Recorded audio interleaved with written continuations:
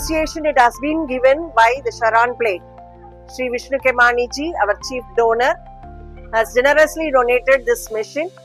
Surely our students will utilize it properly, and surely in future we will protect this environment from the plastics. I'm really privileged to see the initiative taken by the school and the SharonPly Wood to save the environment. I will support this by providing single-use plastic and collecting that from my surrounding and neighborhood.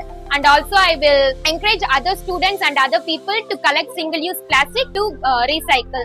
We will responsibly dispose the single-use plastic.